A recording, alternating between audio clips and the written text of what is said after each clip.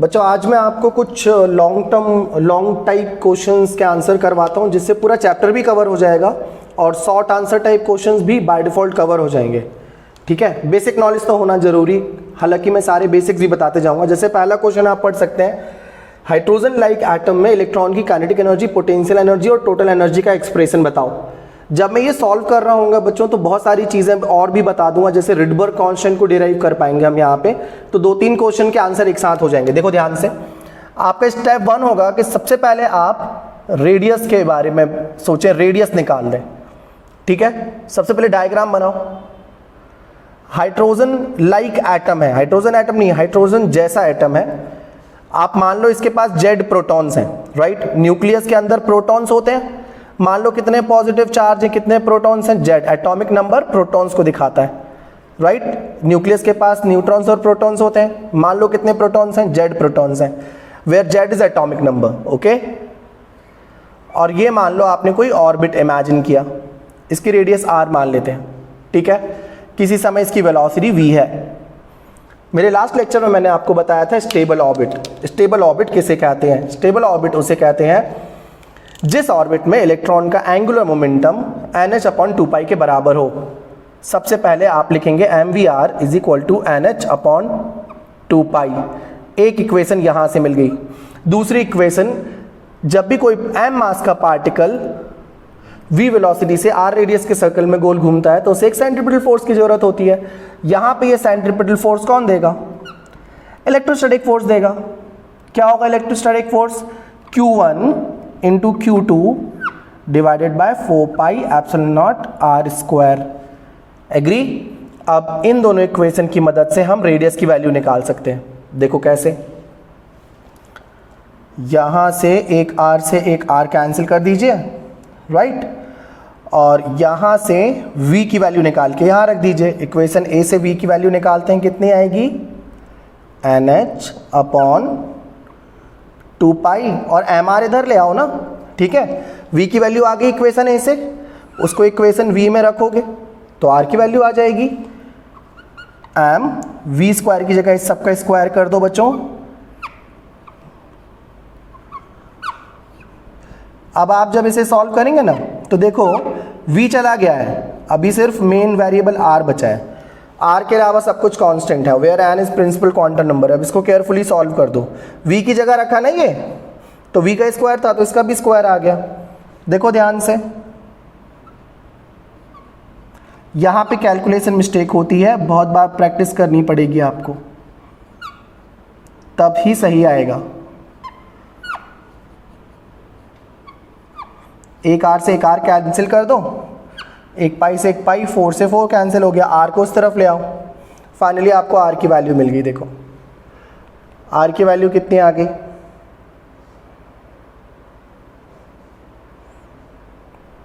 m n² h² epsilon divided by, एक m से एक m ये कट कर देते हैं ना तो m रहेगा ही नहीं ऊपर। और नीचे है एप्सिलॉन तो उधर चला गया, नीचे है एक पाई था पहले से, एक m कैंसिल हो गया है और r उधर चला गया और ze² आ गया है। r की वैल्यू आ गई आपके पास h² ε0 upon pi m e² n²/z। ठीक है, इसकी जगह आप लोग लिख देते थे r0, याद करो, ठीक है। तो इसी को हम बना सकते हैं r0 n²/z, okay, where n is principal quantum number. तो देखो क्वेश्चन में काइनेटिक एनर्जी, पोटेंशियल एनर्जी और टोटल एनर्जी पूछ रहा था, बट पहले हमने रेडियस निकाली, ठीक है। अब अगर रेडियस आ गई तो समझो पोटेंशियल एनर्जी का डेरिवेशन तो आ ही गया, या काइनेटिक एनर्जी का भी बहुत आसानी से आ जाता है। देखो अब हम अपना पहला इंपॉर्टेंट एक्सप्रेशन निकाल रहे हैं, काइनेटिक एनर्जी। सोचो काइनेटिक एनर्जी पूछा था और इतना टाइम तो रेडियस निकालने में लग गया, मार्क्स नहीं मिलेगा नहीं तो। काइनेटिक एनर्जी, अब आप ही बताएं बच्चे काइनेटिक एनर्जी होती क्या है? mv² by 2। काइनेटिक एनर्जी निकालने के लिए आप इस एक्सप्रेशन का यूज करो। सेंट्रीपिटल फोर्स कौन देगा? इलेक्ट्रोस्टैटिक फोर्स देगा, राइट। शॉर्टेस्ट तरीका है बच्चों, mv²/r is equal to Q1। इधर पे एक प्रोटॉन होता अगर ये हाइड्रोजन होता, ये हाइड्रोजन टाइप एटम है, हाइड्रोजन नहीं है, इसलिए जेड प्रोटॉन है, ठीक है। Q1 into Q2 attractive force लगेगा और यही सेंट्रीपिटल फोर्स को बैलेंस करेगा, r² है। एक r से एक r काट दो। अब यहाँ पे r की वैल्यू यहाँ से रख दो, ये वाली वैल्यू r की यहाँ रख दो, ठीक है। देखो mv² तो आई गया ना आपके पास, r की वैल्यू रख दो 4πε0 r, एक r से एक r कैंसिल, अभी r की वैल्यू रखो यहाँ पे, देखो ध्यान से, h² ε0 n² divided by πm e²z। सिर्फ r की वैल्यू रखी बच्चों और कुछ नहीं किया है, ठीक है। अब इसको अच्छे से सॉल्व करो, फिर दोनों तरफ 1/2 से मल्टीप्लाई कर देंगे तो काइनेटिक एनर्जी आ जाएगा, ठीक है। केयरफुली, पाई से पाई कैंसिल हो रहा है, ठीक है। फिर ये पूरा चीज ना, ये पूरा चीज ऊपर चला जाएगा, राइट। देखो ये पूरा एक्सप्रेशन ऊपर चला जाएगा या नहीं, राइट। ले जाओ तो e² से e² का मल्टीप्लाई होगा तो e⁴ आ जाएगा, z का z से मल्टीप्लाई होगा तो z² हो जाएगा, और ये n² है, एप्सिलॉन का एप्सिलॉन से मल्टीप्लाई होगा तो एप्सिलॉन² हो जाएगा, और 4 भी है। ध्यान से देखो, m से m मत काट देना, z² e⁴ m रहने दो, काटना मत m से m, बता रहा हूं क्यों। ε0² h² n²। देखो बच्चों कुछ मिस्र, पाई तो पाई पहले कट गया था ना, ठीक है। अब दोनों तरफ 1/2 से मल्टीप्लाई कर दो। देखो तो इसको आप क्या बोल दोगे, what is this? Kinetic energy, z² e⁴ m upon 8 ε0² h² n²। चलो काइनेटिक एनर्जी तो मिल गई, राइट। अब बच्चों देखो मैंने आपको काइनेटिक एनर्जी बता दिया, अब हमें पोटेंशियल एनर्जी सीखना है। बहुत आसान है, आपको याद होगा इलेक्ट्रोस्टैटिक्स में आपने पढ़ा होगा, अगर कोई दो पॉइंट चार्ज हैं Q1 और Q2, वो एक दूसरे से r दूरी पर हैं, तो इसकी पोटेंशियल एनर्जी हम लिख सकते हैं, U से भी दिखा सकते हैं या ऐसे भी लिख सकते हैं, PE Q1 Q2 divided by 4πε0 r। Potential energy scalar quantity है बच्चों, जब भी आप पोटेंशियल एनर्जी लिख रहे हो आपको चार्ज का साइन लेना पड़ेगा। तो मान लो अगर ये प्लस है और ये माइनस है तो पोटेंशियल एनर्जी क्या आ जाएगी? माइनस, ठीक है। उसी तरह से अब यहाँ पर देखो, न्यूक्लियस के पास क्या है? न्यूट्रॉन्स है और प्रोटॉन्स है। कितने प्रोटॉन्स हैं? जेड प्रोटॉन्स हैं। एक प्रोटॉन में ई चार्ज है, दो प्रोटॉन में 2e चार्ज है, तो जेड प्रोटॉन में जेड ई चार्ज है। यहाँ पर आपका Q1 चार्ज हो गया जेड ई और Q2 चार्ज हो गया -e। इलेक्ट्रॉन है ना, नेगेटिव होगा, ठीक है। तो पोटेंशियल एनर्जी का एक्सप्रेशन क्या आएगा बच्चों, बताओ जल्दी से। Q1 की जगह क्या आ जाएगा? जेड ई, और Q2 की जगह क्या आ जाएगा? -e। तो ये माइनस। पोटेंशियल एनर्जी लिखते समय चार्ज का साइन रखना है, पोटेंशियल एनर्जी से स्केलर क्वांटिटी। फिर 4πε0 r, और r अभी हमने निकाला है, r की वैल्यू है हमारे पास, रख दो तो डायरेक्ट ही आंसर आ गया, -ZE² 4πε0। r की वैल्यू अभी हमने निकाली थी, कितनी आई थी याद है? h² ε0 n² divided by πme²z। r की वैल्यू रख दी, एक पाई से पाई कैंसिल हो गया, वहां भी हुआ था, epsilon into epsilon, epsilon square हो जाएगा और ये चीज ऊपर चली जाएगी। देखना तो आपका फाइनल रिजल्ट क्या आएगा। फाइनली पोटेंशियल एनर्जी आ गई Z² e⁴ m divided bye 4 ε0² h² n²। बिल्कुल काइनेटिक एनर्जी जैसे ही आया है बच्चों, है ना, बिल्कुल काइनेटिक एनर्जी जैसे ही आया। बस काइनेटिक एनर्जी में यहाँ नीचे 8 था और काइनेटिक एनर्जी प्लस थी, ये माइनस है और यहाँ नीचे 4 है, ये हो गया पोटेंशियल एनर्जी, ठीक है बच्चों। देखो पोटेंशियल एनर्जी अभी आपने निकाला, काइनेटिक एनर्जी अभी आपने निकाला, राइट। अब बारी है टोटल एनर्जी निकालने की। बहुत आसान है, डिवाइड कर देते हैं। टोटल एनर्जी बताओ क्या करें, जोड़ दे दोनों को, right. So total energy will be equal to kinetic energy plus potential energy. चलो पहले काइनेटिक एनर्जी का एक्सप्रेशन लिख लेते हैं। देखो आपने लिखा होगा कॉपी में, यही आया था, काइनेटिक एनर्जी पॉजिटिव आई थी, याद आया बच्चों, और पोटेंशियल एनर्जी नेगेटिव आई थी। हाइड्रोजन एटम के लिए कर रहे हैं तो जेड की वैल्यू 1 रख दें, लगभग सेम है, बस यहाँ 4 है यहाँ 8 है। Kinetic energy always positive and potential energy always negative, ठीक है। अब जो जो कॉमन दिख रहा है उसको बाहर निकाल लो, Z square E power 4 M epsilon square H square N square, जो कॉमन लिख दो उसको बाहर निकाल दे, ठीक है। अंदर क्या बचा, अंदर बचा 1/8 माइनस 1/4। अब आप बताओ 1/8 में से 1/4 गया, कितना बचेगा, एलसीएम तो 8 आएगा, राइट। छोटे नंबर में से बड़ा नंबर घटा रहे हो, माइनस आना चाहिए, है ना, यहाँ माइनस आना चाहिए, और टोटल एनर्जी नेगेटिव है, इसका मतलब है ये बचेगा यहाँ पे -1/8, ठीक है। तो टोटल एनर्जी फाइनली आ गई -z² e power 4 m divided bye n² epsilon nought square h² और यहाँ पर आ जाएगा 8। बच्चों क्या सीखे, ये तो बिल्कुल पोटेंशियल एनर्जी नहीं, थोड़ा अलग है। देखो पोटेंशियल एनर्जी में 4 आया था, यहाँ 8 आया है, उसके अलावा सब कुछ सेम है, पोटेंशियल एनर्जी भी नेगेटिव, टोटल एनर्जी भी नेगेटिव, राइट। समझ आया जी। अब आप टोटल एनर्जी, पोटेंशियल एनर्जी और काइनेटिक एनर्जी को देख के एक रिलेशनशिप लिख सकते हैं, है ना। देखो क्या लिख सकते हैं कि टोटल एनर्जी का अगर नेगेटिव पोर्शन इंप्रूव कर इग्नोर कर दो, नेगेटिव साइन, तो ये काइनेटिक एनर्जी बन जाता है। सीख गए। और आप एक और चीज सीखे होंगे कि काइनेटिक एनर्जी में नीचे 8 आता है और पोटेंशियल एनर्जी में नीचे 4 आता है।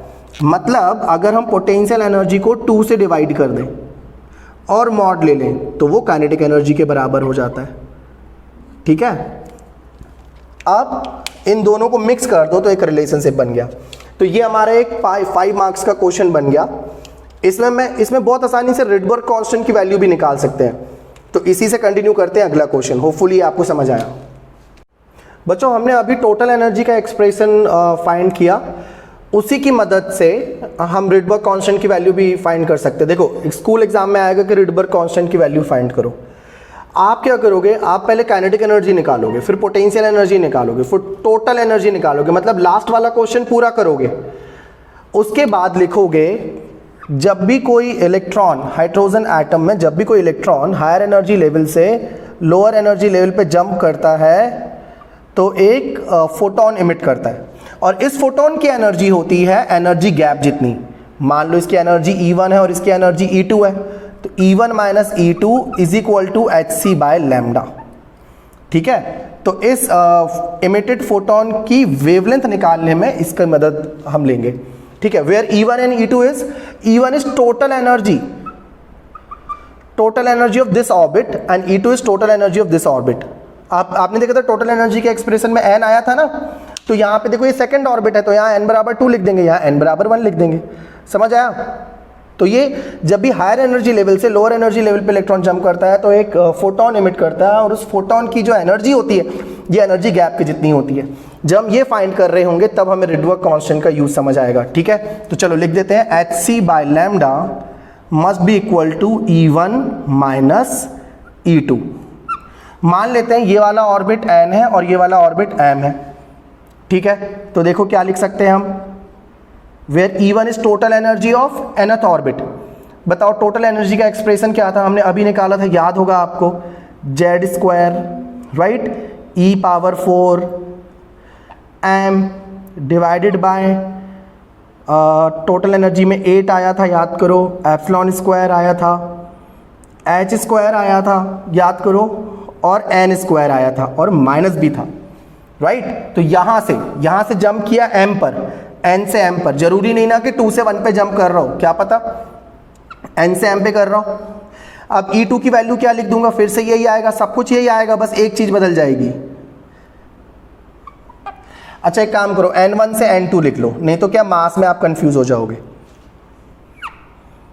8 epsilon square H square N2 square, N1 से N2 स्क्वायर, तो ये माइनस माइनस प्लस हो जाएगा, और जो बाहर ले सकते हो कांस्टेंट उसको बाहर ले लो, ठीक है। अगर हाइड्रोजन एटम के लिए कर रहे हो, फॉर हाइड्रोजन एटम Z क्या आ जाएगा 1, मान लो ये हम हाइड्रोजन एटम के लिए निकाल रहे हैं, ठीक है, तो कितना आ जाएगा Hc by lambda is equal to Z1 रख दिया, ठीक है, जो भी कांस्टेंट दिख रहा था उसे बाहर निकाल लिया, e power 4 m 8 epsilon square H square. अब आप बताओ अंदर क्या दिख रहा है, N2 square minus N1 square दिख रहा है, राइट। अब एक काम करो, इस Hc को बच्चों इस तरफ ले आओ, ठीक है, तो देखो रिडबर्ग कांस्टेंट दिख जाएगा आपको, इस Hc को इस तरफ ले आओ, ठीक है। चलो करते हैं, जगह नहीं बची, यहां करते हैं, ठीक है, कुछ नहीं करना, बस इस Hc को इधर ले आओ, तो आपको मिलेगा 1 by lambda is equal to e power 4 m divided by 8 epsilon square H square पहले से था, एक और H आ गया, H की पावर 3 इंटू सी, बस इसी को तो रिडबर्ग कांस्टेंट कहते हैं, N2 square minus 1 by N1 square, इसी को हम R मान लेते हैं बच्चों, hence R is Rydberg constant is e power 4 m divided by 8 epsilon nought square HQ into C. पूरे 5 नंबर मिल गए बच्चों। अगला क्वेश्चन नंबर 2 से कनेक्टेड है, जस्ट अ सेकंड। ये क्वेश्चन नंबर 3 क्वेश्चन नंबर 2 से कनेक्टेड है बच्चों। क्वेश्चन नंबर 2 में क्या किया था, मैंने बताया था जब इलेक्ट्रॉन हायर एनर्जी लेवल से लोअर एनर्जी लेवल पे जंप करता है तो एक फोटोन इमिट करता है, उस फोटोन की एनर्जी होती है Hc बाय लैम्डा, ठीक है। वहां से शुरू करते, देखो मैंने पिछले क्वेश्चन में यहां पे छोड़ा था आपको, 1 by lambda is equal to e power 4 m 8 epsilon square H की पावर 3 इंटू सी, और ब्रैकेट में अंदर था N2 square minus N1 square, जहां पे इलेक्ट्रॉन N1 से N2 पे जंप किया था, और फिर मैंने इसको R मान लिया था, याद करो R is Rydberg constant, scientist का नाम है, 1 by N2 square minus 1 by N1 square, ठीक है, और Z को पहले ही 1 मान लिया था हाइड्रोजन एटम के लिए। अब क्वेश्चन आप ध्यान से पढ़ें, what is atomic spectra. Atomic spectra का मतलब है जब भी किसी एटम के अंदर जो इलेक्ट्रॉन ऑलरेडी प्रेजेंट है वो जब हायर एनर्जी लेवल से लोअर एनर्जी लेवल पे जंप करेगा तो एक फोटोन इमिट करेगा, ठीक है। इस फोटोन की वेवलेंथ अलग अलग होगी जब वो अलग अलग एनर्जी लेवल पे जंप करेगा। मान लो 3 से 1 पे जंप कर रहे हैं तो अलग वेवलेंथ छोड़ेगा, और 3 से 2 पे जंप कर रहा है तो अलग वेवलेंथ छोड़ेगा। बात समझ आई? इसी को हम कहते हैं एटॉमिक स्पेक्ट्रा। अब क्वेश्चन आप आगे पढ़ो, describe atomic spectra of hydrogen atom. बहुत आसान है, राइट। अब आप हाइड्रोजन एटम के बारे में इमेजिन करो, मान लो ये हाइड्रोजन एटम मैं आपको इलेक्ट्रॉन की डिफरेंट पॉसिबल स्टेट्स बता रहा हूं। ये है ground state n is equal to 1, ठीक है। ये है first excited state n is equal to 2। अब देखना गैप छोटा हो गया, n इज इक्वल टू 3, और छोटा हो गया n इज इक्वल टू 4, ठीक है, गैप और कम हो जाएगा।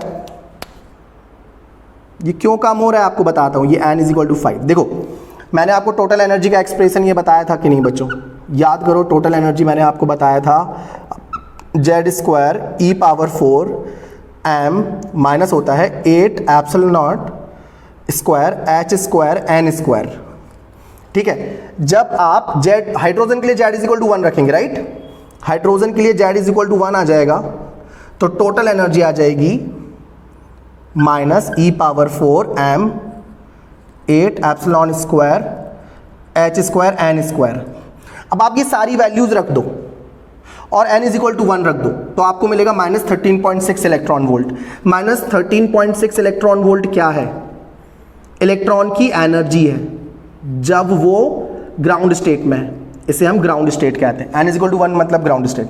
अब आप n इज इक्वल टू 2 रख दो, n इज इक्वल टू 2 रख दोगे तो 4 हो जाएगा, राइट, और एनर्जी मिलेगी माइनस 3.4 इलेक्ट्रॉन वोल्ट। और ये वैल्यू रख देना ना, E इलेक्ट्रॉन में चार्ज, m इलेक्ट्रॉन का मास, एप्सिलॉन, h प्लैंक कांस्टेंट, सब वैल्यू नहीं पता है क्या आपको, रख देना, तो ऐसे वैल्यू आप रखेंगे तो आपको अलग अलग एनर्जी मिलेगी, राइट। अब मान लो इलेक्ट्रॉन कहीं से भी 2 से 3 से 4 से या 5 से कहीं से भी जब 1 पे जंप करेगा तो जो फोटोन निकलेगा उसे हम मानेंगे कि वो लाइमन सीरीज का है। किस सीरीज का है? लाइमन। देखो जब कहीं से भी फोटोन जंप कहाँ करे? 1 पे। कहीं से भी फोटोन कहाँ जंप करे? 1 पे। तो जो भी वेवलेंथ निकल रही हैं इन वेवलेंथ को हम किस सीरीज में रख देंगे? Lyman series. 11th में आपने केमिस्ट्री में भी पढ़ा था। अब आप सोच रहे होंगे कि अगर इलेक्ट्रॉन 3 से 2 पे जंप कर रहा होगा तो कौन सी सीरीज होगी? जल्दी बताओ। याद आ रहा है किसी किसी को? बाल्मर। याद आया? Balmer series. अगर कहीं से भी 2 पे जंप करे, ध्यान से सुनो, इलेक्ट्रॉन कहीं से भी 2 पे जंप करेगा तो जो वेवलेंथ निकलेगी उसे हम किस सीरीज में रख देंगे? Balmer series. अब कहीं से भी 3 पे जंप किया तो ये गैप इसलिए कम हो रहा है क्योंकि यहाँ पे एन की डिफरेंट वैल्यू रख के मैंने टोटल एनर्जी निकाली ना, तो हमने ऑब्जर्व करा कि वैल्यूज कम होते चली जाती है, ठीक है। तो जब कहीं से भी 3 पे जंप करेगा तो यहां से निकलने वाले रेडिएशन को हम बोलेंगे लेमन बाल्मर पास्चन, ठीक है। और फिर आपको पता हुआ लेमन बाल्मर पास्चन ब्रैकेट प्रिफर्ड, केमिस्ट्री में आपने ऑलरेडी पढ़ा हुआ है ये, राइट। तो इसे हम कहते हैं हाइड्रोजन स्पेक्ट्रम। एक चीज और याद रख लो, बाल्मर सीरीज में जो स्पेक्ट्रम होता है वो विजिबल होता है, विजिबल लाइट रे निकलती हैं। और यहां पे होता है अल्ट्रावायलेट हाइड्रोजन एटम के लिए, और पास्चन होता है बच्चों इंफ्रारेड, याद रखो।